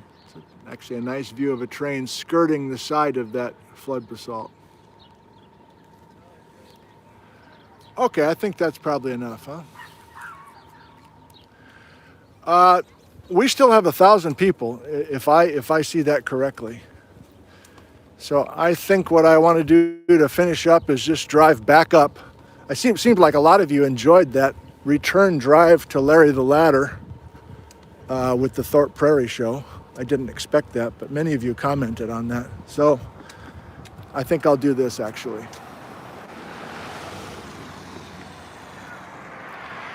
I thank you for joining us this morning from Crescent Bar and West Bar across the way. If you want to stick with us, there's a little bonus coverage of us just driving back up the flood bar and getting Larry the Ladder before we just kind of say goodbye to each other. But that's pretty much what I had planned for you this morning.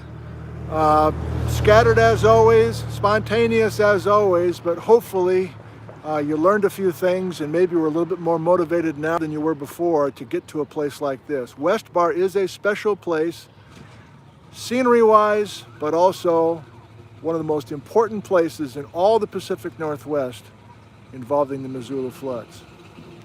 Thank you for joining us. Good morning, good evening. I love you. Goodbye.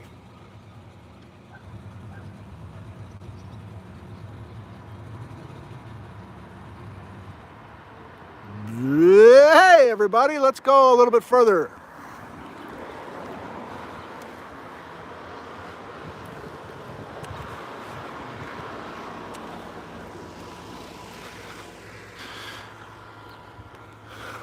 You know, some of you are real photography buffs, and you know that sometimes overcast is good for photography, and maybe with this camera that is true.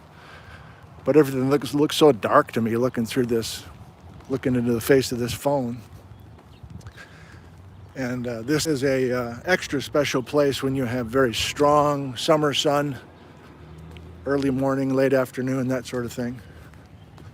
But I don't know, maybe it wouldn't look as good for you with the live stream. Continue to learn good conditions. So if you missed it, we're going to drive back up to Larry the Ladder, and we'll probably lose each other again to go through that little hole that had 1 bar of cell coverage. And I guess I've learned that just answering questions is not the best use of our time with these field trips. Plus, the one time I tried to answer a question and scroll back, I turned off the comments. So I don't want to do that again. Getting the handle here of Gizmo. I like this kind of after show stuff. The pressure's off. I can just kind of try more stuff. Even though pretty much everybody's still here. It's kind of a weird, like playing tricks on myself. The whole thing's unofficial and unrehearsed, so weird that I would even think that. I almost didn't come over here. I saw so much rain in the forecast, I thought, you know what, I'm just not going to go. I'll just do it in the front porch. And, I mean, it is raining here, but it's the desert, for goodness sake, so I'm glad we came, and I hope you are too. And you can say you've been to West Bar, kinda.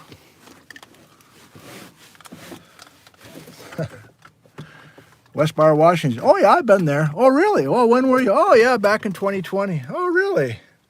What was it like? Oh, it's kind of cloudy. Oh, it's kind of raining a little bit. Yeah, great plot. Don't you live in Tasmania? Yeah. I didn't think you've ever been to North America. No, I haven't. But you've been to West Bar? Yeah, that's right. Did I stutter? Yes, I've been there. Okay, well now I'm confused. Well, that's good. Makes 2 of us. Wash your windows. Why don't you wash your windows? I'm very bothered that you don't wash your windows when you broadcast. Or another personal favorite 2 days ago. Dr. Zentner, it annoys me greatly that you do not look directly into the camera. Are you reading cue cards or something? I really am bothered by the fact you don't look directly at the camera. Sincerely, Bud. Well, Bud, I think you deserve better. And I've really let you down. And I'm going to try to right that wrong by not even bothering to do this. How about that, Bud? Very annoyed. Yeah, annoyed.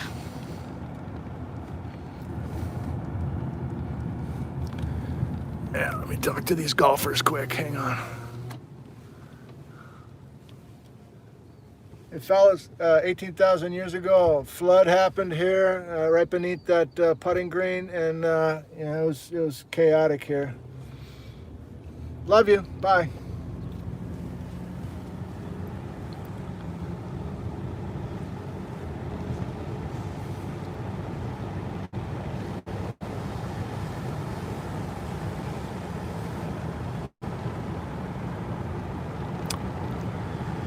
I've gotten many comments about my distracted driving and that sort of thing, and I hear what you're saying, and yet I'm purposely picking roads that don't have much traffic. Now that I've said that, Saturday morning here at Crescent Bar, I think we are pushing it just a little bit. So I agree with you that it's not an ideal thing for young viewers, etc. On the other hand, I feel like I'm doing some good here, and I'm not going on major roads. So I hope that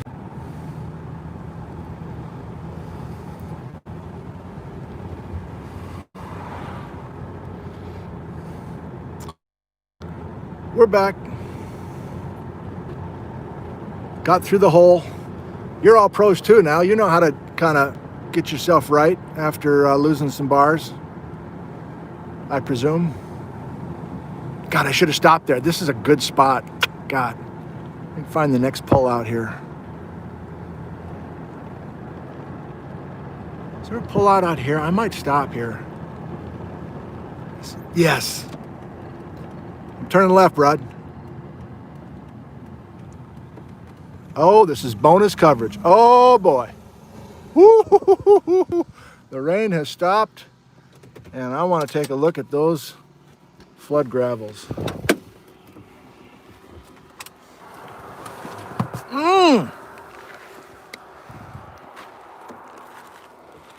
Yeah.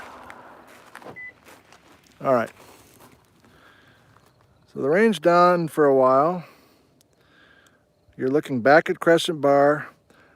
I'll try to say it one more time, that the floodwaters were easily hundreds of feet high over the top of Babcock Bench. Isn't that amazing?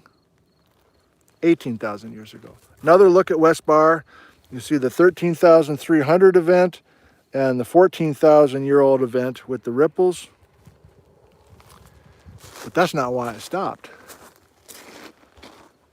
I stopped because we got 3 bars, and I think we should look at these flood gravels a little bit more. This is good. I've never stopped here before. So as a geologist, and you are all geologists, we need to explain this somehow. We need to explain a pile of gravels 700 feet deep. I just made that up, but it's more than 500. And the fact that there's angular blocks. Look at that angular block in the bottom here. I mean, it's pretty obvious, isn't it, that this happened quickly?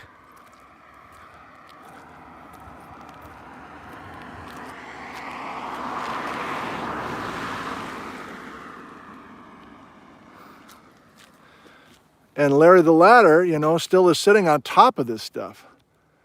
So I think what I'm trying to do is not only give you, and again, I can't zoom and I don't want to really climb up there in my Birkenstocks, but I want to give you a sense of this. I guess it's impossible to give you truly a scale of the deposit, but I'm trying. I'm trying this way. And that's the beauty of being out in these places, of course.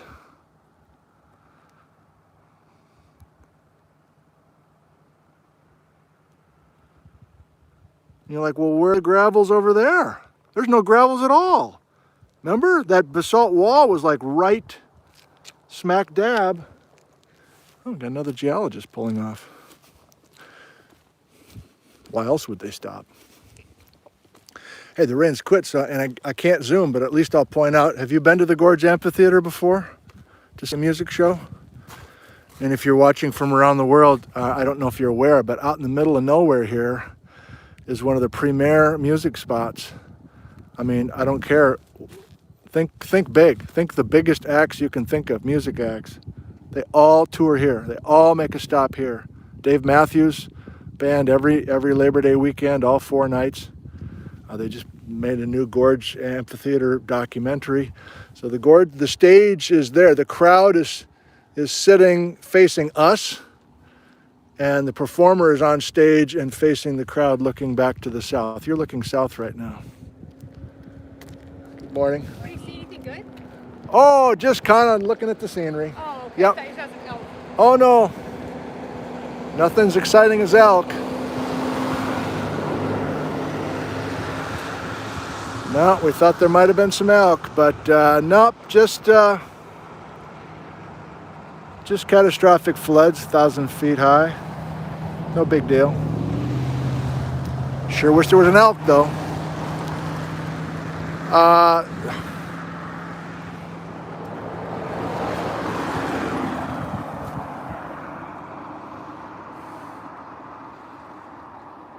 All right. If you're following along on Google Maps, I'm sure you can see the road I'm on. Crescent Bar Road or something, I guess. But there's a hairpin we're going to go around.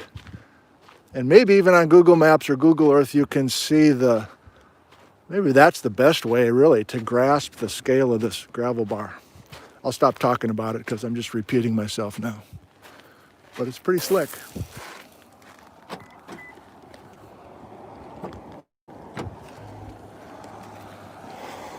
Well, see, now I'm curious. So we got people up there stopped taking pictures of West Bar. What do you think? Do you think they like geology? Or they just think it looks cool for some reason and they just want to take a picture because it looks cool? Or both? Oh, somebody put coordinates in where I am? Nice. Just a view. John says they see an elk. Funny. Hey, we saw a deer last time. I wasn't making that up. Now I have to ask. Ah, they're just getting in.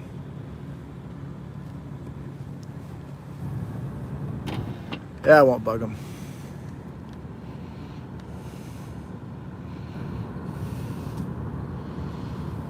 Hard to know. Well, here's the elk girls. I don't want to creep them out, so I'm going to just keep rolling right along.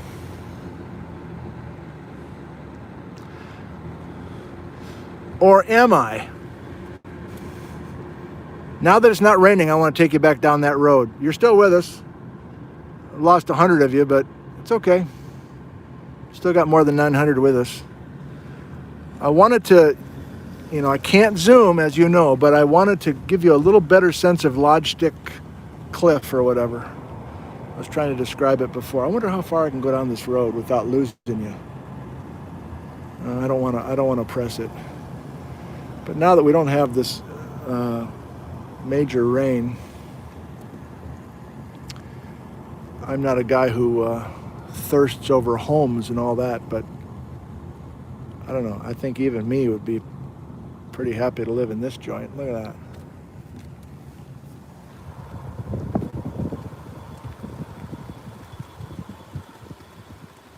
my idea of a good time.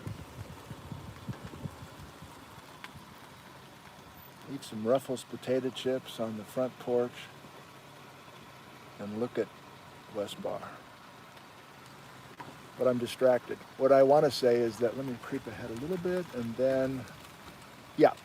So you see that my dream home on the right, and then just past my dream home is the kind of, down by the river, is a big black cliff that has an angle, right? The angle is low on the left and it goes up. And if I creep ahead again, my dream home's roof, right? Dream home's roof is where the petrified log is hanging. The photos I showed you in the Cozy Fort.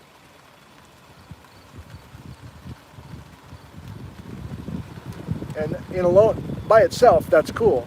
But then the fact that Simons noted it, and I don't know, David Thompson and others coming down 80 years earlier than that, and used it as a and then Native Americans possibly thousands of years before that.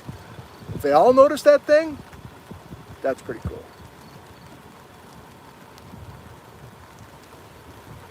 I don't want to invade this guy's privacy, but oh, they call it the Cliff House.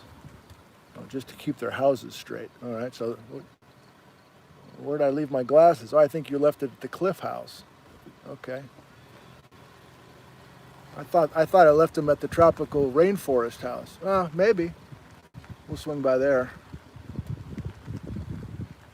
How about the Polar Ice Cap? I can't keep track of our houses. I don't know. Just buy yourself a new pair of glasses. Well, we don't have any money. Why not? Because we have too many houses.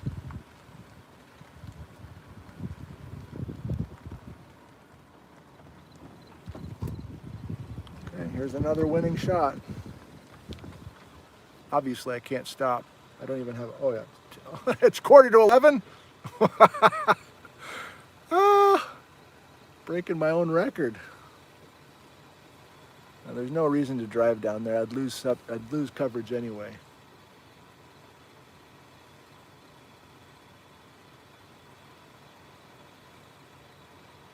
My God, what kind of job do you need to have a house here?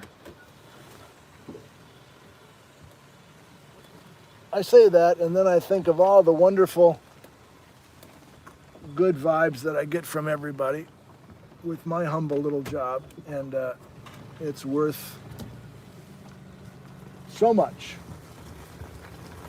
Pat and Karen Miller are just the latest example of incredible acts of love and generosity.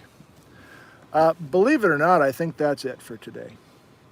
I really enjoyed myself. I hope you did too. There's so much to enjoy here in Eastern Washington. If you've never given a thought to come out here, there's so much variety in a relatively small area. Remember now, oh, I'm sorry, I'm on my cue card. I need to get over here. Douche.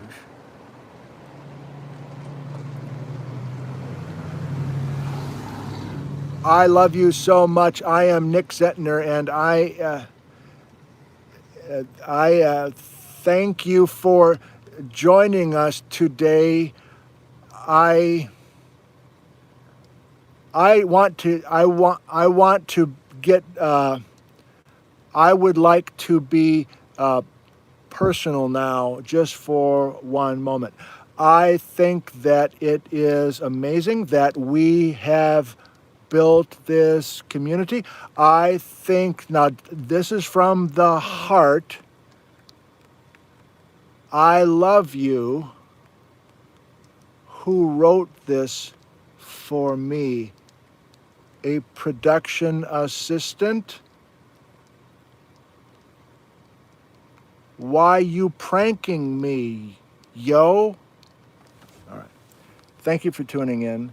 I love what we have built here, and we have one more week of our normal schedule after tomorrow's Yellowstone program, and I hope you enjoy that one, and I'll put our final week schedule together, and we'll announce it tomorrow morning, Sunday morning, 9 a.m. Pacific time, Yellowstone Geology.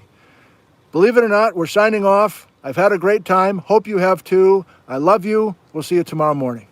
Goodbye, goodbye, and goodbye.